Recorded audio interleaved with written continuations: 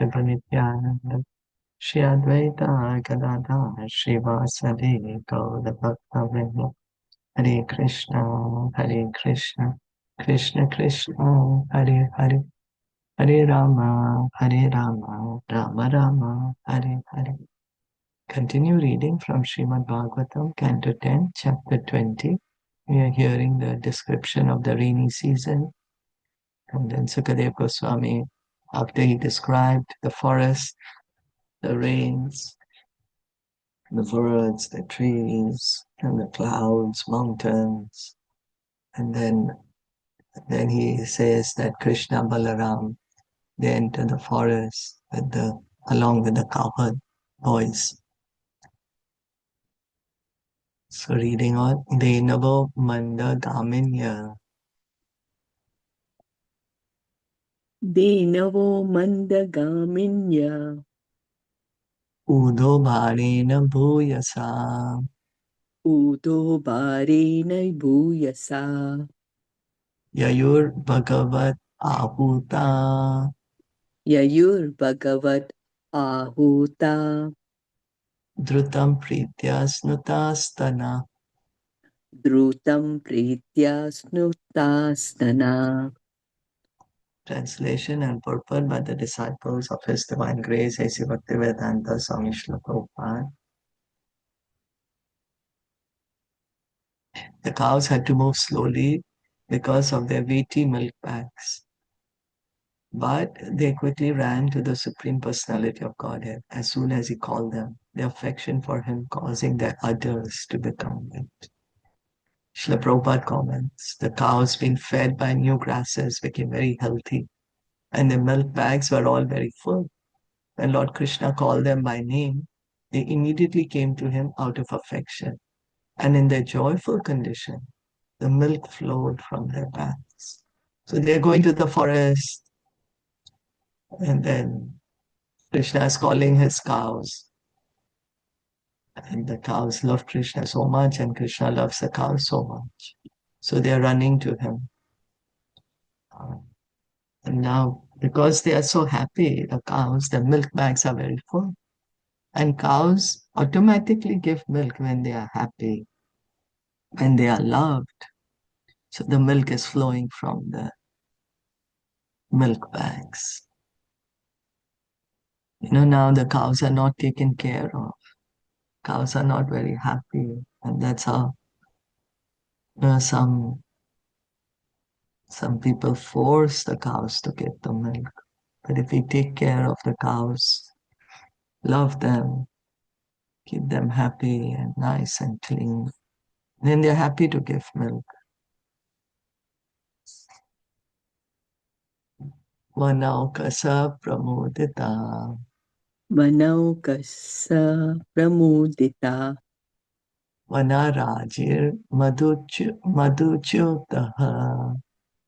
Vanarajir Madhuchutaha Jaladhara girirnadan. Jaladhara Girirnadad Asana dadrshe guha. Asana Dadrishe Guha. The Lord saw the joyful aborigine girls of the forest, the trees dripping sweet sap, and the mountain waterfalls, whose resounding indicated that there were caves nearby. So Krishna has entered the forest, and he's seeing the forest people. So the girls are there, they're happy to see Krishna. And then trees are also happy to see Krishna. So there's sweet sap coming from them. The rains have just come, so there's a lot of waterfalls. So Krishna's understanding that there's caves nearby. Kvachid vanaspati krode, Kvachit Vanaspati Krode guhayam cha avivarshate. Guhayam Cha Abhivarshati Nirvishya Bhagavan Reme, Nirvishya Bhagavan Reme Kandamula Phala Phalasanaha. Kandamula asanaha. When it rained, the Lord would sometimes enter a cave or the hollow of a tree to play and eat roots and fruits. Srila Sanatan Goswami explains that during the rainy season, bulbs and roots are very tender and palatable, and Lord Krishna would eat them along with wild fruits found in the forest. Lord Krishna and his young boyfriends would sit in the hollow of a tree or within a cave and enjoy pastimes while waiting for the rain to stop. So Sanatan Goswami is saying that the bulbs and roots are very tasty, delicious, soft to eat. So Krishna, the cows, the cowherd boys, they would sit in a cave or in, the trees sometimes have some hollow in there and eat wild fruits and roots. They're waiting for the rain to stop so they can continue playing then. Dadi odanam samanitam Dadi odanam samanitam. shilayam salil antike Shilayam salil antike. sambhojaniyer bubuje Sambhojaniye bubuje. gope sankarshan anvitaha. Gope sankarshan anvitaha. Lord Krishna would take his meal of boiled rice and yogurt sent from home in the company of Lord Sankarshan and the cowherd boys who regularly ate with him. They would all sit down to eat on a large stone, near the water. So Mother Yashoda, Mother Rohini, they would prepare simple food for Krishna Balaram. And the cowherd boys also would get some simple food from their home that they can eat in the forest. Mostly yogurt rice is mentioned. So they're all sitting together like a picnic. We pack some food from the house and then go outdoors with our friends, and together we take lunch somewhere. It's a picnic. So they're having a picnic near water. Shadvalopari samvishya Shadvalopari samvishya. charvato militekshanan Charvatomi litekshanan. triptan varshan patsattaran Triptan vrishan vatstaran. gascha svodo bharashrama Gascha svodo varasmrama. pravrit shriyam cha tam vikshya Pravrit shriyam cha tam vikshya. sarvakala sukh avaham Sarvakala sukh avaham. Bhagavan pujayam chakre Bhagavan pujayam chakre. atma shakti upabrimhitam. Atma shakti upabrimhitam. Lord Krishna watched the contented bulls, calves, and cows sitting on the green grass and grazing with closed eyes. And thus he saw that the cows were tired from the burden of their heavy milk bags.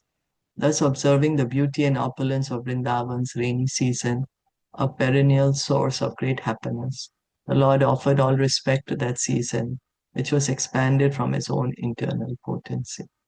So here we have seasons in the material world, that is material nature, right? But here in Krishna Lila, in Vrindavan, the rainy season is not the effect of material nature. It is the spiritual energy that is created this pastime of rains in Vrindavan. Krishna's own internal potency, spiritual potency. Krishna is looking at his animals, the bulls, calves, cows, sitting on the grass and chewing the grass with the eyes closed because they're tired. The cows are tired now. The milk bags are so heavy. Krishna is happy to see everyone is content, everything is fresh and green, So everyone's happy, Krishna is happy. He's offering respect to the season, the rainy season. The lush beauty of the rainy season in Vrindavan is meant to enhance the pleasure pastimes of Sri Krishna. Thus, to set the scene for the Lord's loving affairs, his internal potency makes all the arrangements described in this chapter, setting the scene for Lord's loving affairs. Evam nivasatostasmin Evam nivasatostasmin Rama Keshavayorraje Rama Keshavayorraje Sharat Samabhavat Vyabra Sharat Samabhavat Bhavat Vyabra Swachambhava Apaurushanilam. Swachambhava Parushanila. While Lord Rama and Lord Keshav were thus dwelling in Vrindavan, the fall season arrived when the sky is cloudless, the water clear, and the wind gentle. So now, after the rains have stopped, after the rainy season is autumn, so there's no more clouds now. And then, so water is also settled. In the rains, the water gets muddy, right? But after that, when there is no more movement, then all the dust will settle and clear water will come up. Gentle wind blowing, Sharadani Raj Jyotpatya, Sharada Neeraj Jyotpatya Nirani Prakritim Yayu, Neerani Prakritim Yayuhu Brashtanam Iva Chetamse, Prashtanam Iva Chetamsi Punar Yoga Nishevaya. Punaryoga Nishevaya. The autumn season, which regenerated the lotus flowers, also restored the various bodies of water to their original purity, just as the process of devotional service purifies the minds of the fallen yogis when they return to it. So,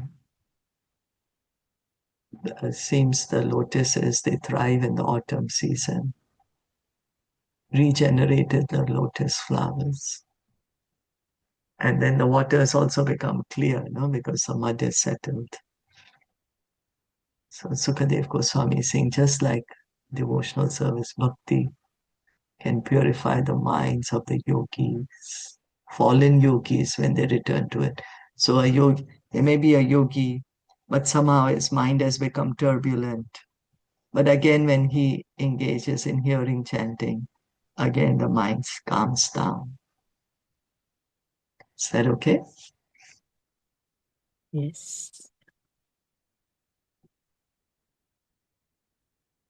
Yom no Brahmbhudashabalyam Vyomno Brahm Bhutas Shabalyam Bhuva Pankam Apamalam Bhuva Pankam Apamalam Sharaja Arashrami Nam Sharaj Ja Arashram Meenam Krishne Bhakti Yatha Shubham. Krishne Bhaktiryata Shubham. Autumn cleared the sky of clouds, let the animals get out of their crowded living conditions, cleaned the earth of its covering of mud, and purified the water of contamination. In the same way that loving service rendered to Lord Krishna frees the member of the four spiritual orders from their respective troubles. Every human being must perform the prescribed duties corresponding to one of the four spiritual orders of life. These divisions are celibate student life, brahmacharya, married life, grahast, retired life, vanaprast, and renounced life, sannyas. A brahmachari must perform many menial duties during his student life, but as he becomes advanced in loving service to Krishna, his superiors recognize his spiritual status and elevate him to higher duties. The innumerable obligations performed on behalf of wife and children constantly harass a householder. But as he becomes advanced in loving service to Krishna, he is automatically elevated by the laws of nature to more enjoyable spiritual occupations, and he somehow minimizes material duties. So Sukadev Goswami is saying the sky has become clear, no clouds. Let the animals get out of the crowded living conditions. When there's rain, then, to protect the animals from the rain, put everybody inside the shed. Otherwise, some can be left outside. Clean the earth of covering of mud. The roads also get cleaned up. And then the water is pure now. The water is calm and settled. Sukhdev Goswami is saying, same way that loving service rendered to Krishna frees the members of the four spiritual orders from respective troubles. When one engages in devotional service, then the troubles don't trouble the devotee so much. And in the purport is mentioned that even the Krishna makes arrangement through the material nature so that the devotee can advance more in spiritual life, can take up more spiritual duties, can, you know, be done with the material duties. So here, of course, there's a description of brahmacharya, grahasana, sannyas. Brahmachari is living in the ashram, following the orders. First, he's given the most menial services to do, and then, his superiors may see that, okay, he's capable of doing something more, so they can give him some higher duty. Grahast, also, it's not easy to be a grahast. Not easy at all to maintain a family, keep the family happy, make money. There's so much trouble is there.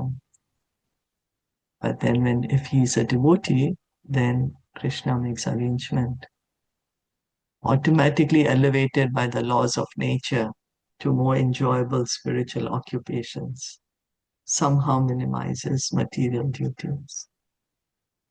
Those in the vanaprastha or retired order of life also perform many duties, and these can also be replaced by a static loving service to Krishna. Similarly, renounced life has many natural difficulties, not the least of which is that sannyasis or renounced men are inclined to meditate on the impersonal aspect of the Absolute Truth. As stated in the Bhagavad Gita 12.5, Kleshodhi kataras tesham avyak asakta chetasam. For those whose minds are attached to the unmanifested, impersonal feature of the Lord, advancement is exceedingly painful. But as soon as a sannyasi takes to preaching the glories of Krishna in every town and village, his life becomes a blissful sequence of beautiful spiritual realizations. So Vanaprast also has a lot of duties. We read in Bhagavatam how Vanaprast, that was traditionally. Now it's not possible even to follow many of those rules and regulations of a Vanaprast. But instead, person can take up more devotional service, take up some service for Krishna. And sannyasi, so if one is sannyasi meditating on impersonal Brahman, Krishna is saying it's very difficult. But if one is a devotee, then sannyas is very pleasurable. One can spread the glories of Krishna everywhere. Blissful. I don't know, wouldn't be pleasurable. Sannyasis are living conditions are austere, but surely blissful. Yeah, pleasure would be there also, right? Pleasure, spiritual pleasure, not material pleasure. Spiritual pleasure. Blissful sequence of beautiful spiritual realizations. In the autumn season, the sky returns to its natural blue color. The vanishing of the clouds is like the vanishing of troublesome duties in brahmachari life. Just after summer comes the rainy season when the animals sometimes become disturbed by the torrential storms and thus huddle together. But the autumn season signals the time for the animals to go to their respective areas and live more peacefully. This represents a householder's becoming free from the harassment of family duties and being able to devote more of his time to spiritual responsibilities, which are the real goal of life, both for himself and his family. So here in the purport, how Sukadeva Goswami is saying, right, the sky has become now no more clouds, the animals don't have to be so crowded, they can go to the natural. So in the purport is saying, so there's no more clouds. So it's like, no more troubles for the brahmachari, troublesome duties for brahmachari life. They can take up some easier duties. And then after the rains, when summer comes, how the animals can no need to be crowded anymore. So the householder, he's a devotee. So then he can give more time to mm, hearing and chanting. So it can become more pleasing for him. Family life also becomes more pleasing for him. The removal of the muddy layer on the earth is like the removal of the inconveniences of vanaprastha life. And the purification of the water is like the sanctification of sannyas life by once preaching the glories of Krishna without sex desire. So Sukadev Goswami is saying the muddy layer of the earth is removed so that they are comparing it to inconvenience of vanaprastha life. Vanaprastha has its own inconveniences. So the best is devote time to Krishna. Even if one is giving up family life, then what to do? Go live uh, if possible, live in the dham and engage more in hearing, chanting, serving, and sannyas also by preaching the glories of Krishna.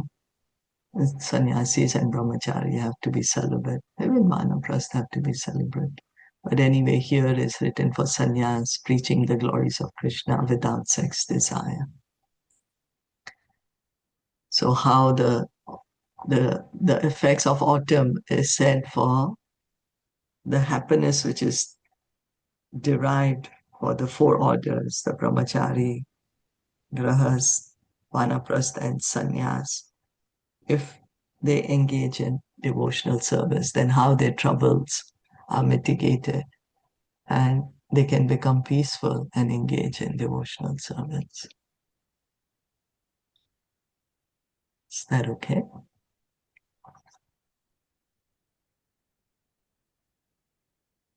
Yes. Yeah. Nicely explained. Yeah, nicely explained. Hmm. Any comments?